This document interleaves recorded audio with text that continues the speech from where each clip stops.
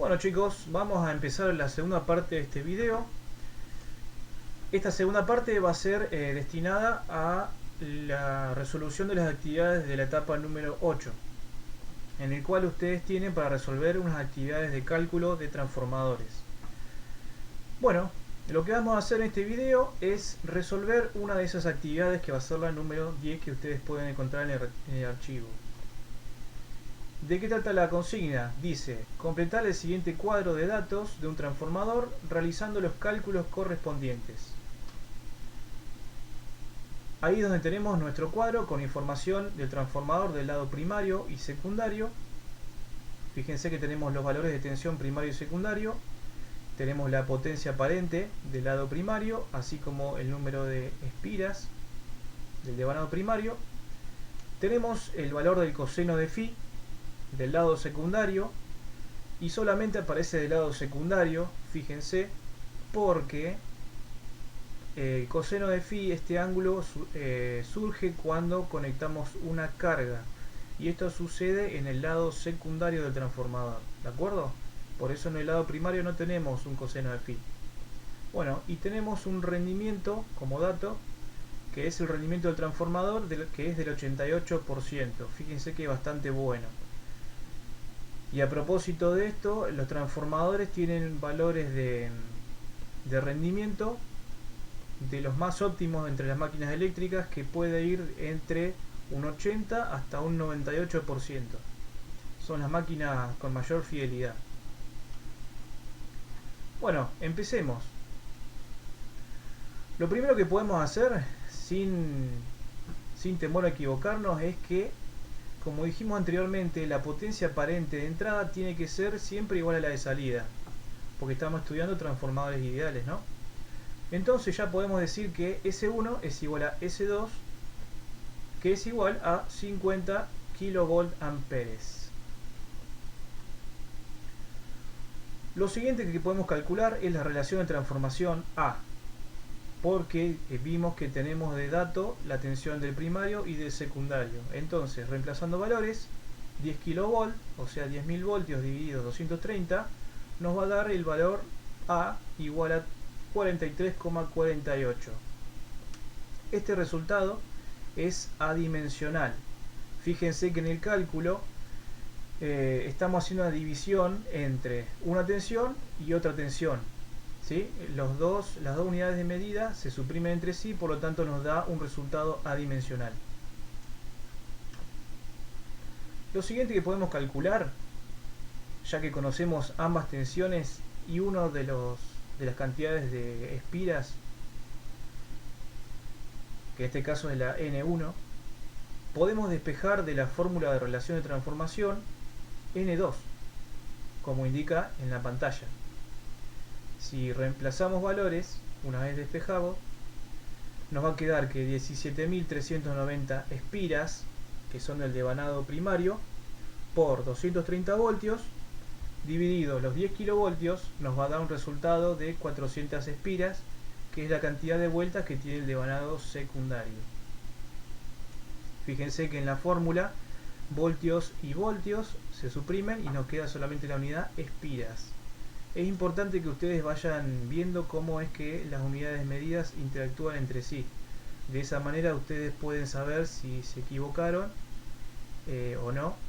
Es una forma de verificar, digamos, que están haciendo bien los cálculos. Bueno, conociendo el nivel de potencia aparente que nos da el enunciado, podríamos calcular, conociendo la fórmula, la corriente del primario. Dijimos que era V por I. Pero fíjense que S1 va a ser igual únicamente a V1 por I1. Acá no podemos mezclar tensión 1 con I2, por ejemplo. No, tienen que ser todos valores de un mismo lado del transformador para que el resultado sea correcto.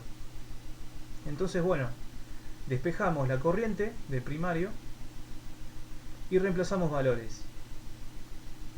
50.000 volt-ampere dividido 10.000 volt-ampere nos van a quedar en 5 amperes. Fíjense que nuevamente los voltios de numerador y del divisor se van a suprimir, dejándonos únicamente la unidad amperes. Bueno, también conocemos la potencia corriente del secundario. Entonces, nuevamente podemos hacer la misma acción, despejar la corriente del secundario, dándonos esta vez 217,4 amperes. Fíjense que tiene sentido los resultados. Esto también es importante que lo vayan analizando. Dijimos que teníamos en un principio mayor tensión en el primario con respecto al secundario. Entonces es lógico que tengamos mayor cantidad de espiras en el primario que en el secundario, cosa que se cumple. Pero al revés sucede con la corriente. Si tenemos mayor tensión y mayor número de espiras en el primario, debemos tener menor cantidad de corriente y mayor en el secundario, cosa que también se cumple. Tenemos 5 amperes en el lado primario y 217,4 amperes en el lado secundario. Bueno, ahora que conocemos la corriente del secundario, podemos calcular la potencia activa del secundario, porque tenemos como dato la tensión y el factor de potencia coseno de phi. Bueno, reemplazando valores tenemos que 230 voltios por 217,4 amperes que calculamos por 0,85, y acá hago una pequeña aclaración porque es un lugar donde suelen equivocarse mucho.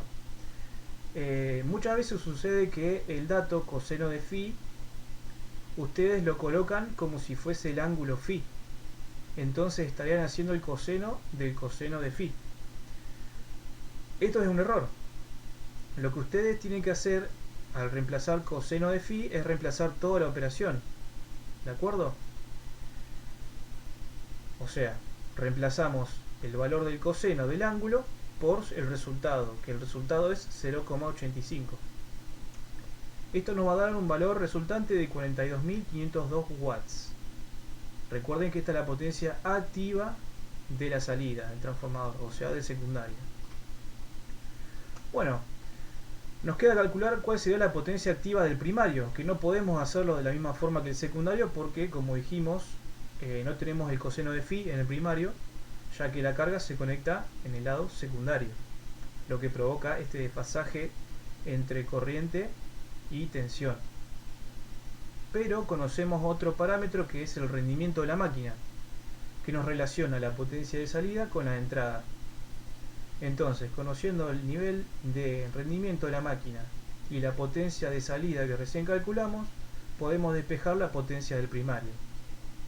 Acá hay otra pequeña aclaración que tengo que hacer, porque también suelen equivocarse. Fíjense que en el cuadro de datos nos decía que el rendimiento era del 88%, ¿sí? Bueno, cuando nosotros utilicemos este dato para los cálculos, no podemos usar la expresión porcentual de rendimiento. Entonces, ese 88% tienen que dividirlo por 100%, lo que nos va a dar ese valor de 0,88 que sí podemos utilizar para los cálculos. Bueno, entonces el resultado nos va a dar que la potencia activa de entrada o del primario va a ser de 48.298 watts, que es mayor que la del secundario, cosa que tiene sentido. ¿Por qué? Porque, digamos, tenemos una potencia activa en la entrada y una potencia activa de salida, que dijimos en el video anterior que nunca van a ser iguales. ¿Por qué? Porque en el proceso de transformación de la máquina se van a producir pérdidas en forma de calor. ¿Por qué? Y bueno, por efecto Joule en los devanados y por el efecto de corrientes parásitas y el efecto de histéresis en el núcleo ferroso o núcleo ferromagnético. Por ese motivo es que en el medio vamos a tener una potencia perdida, que como dijimos anteriormente, la potencia perdida es la diferencia que existe entre la potencia activa de entrada y la de salida, o la del primario con respecto a la del secundario. Simplemente lo que tenemos que hacer es una resta entre estas potencias para determinar cuál es la potencia perdida en el proceso de transformación, que nos va a resultar de 5.796 watts. Y bueno, esta es la forma de realizar los cálculos para transformadores. Esta es la actividad número 10, recuerden que tiene en en la guía de actividades. Cualquier consulta que ustedes tengan, que les pueda surgir, ya sabe, pueden escribirme, no hay ningún problema, se los responderé lo más pronto posible. Y bueno, espero que sigan todos bien, sigan cuidándose y nos vemos en la próxima.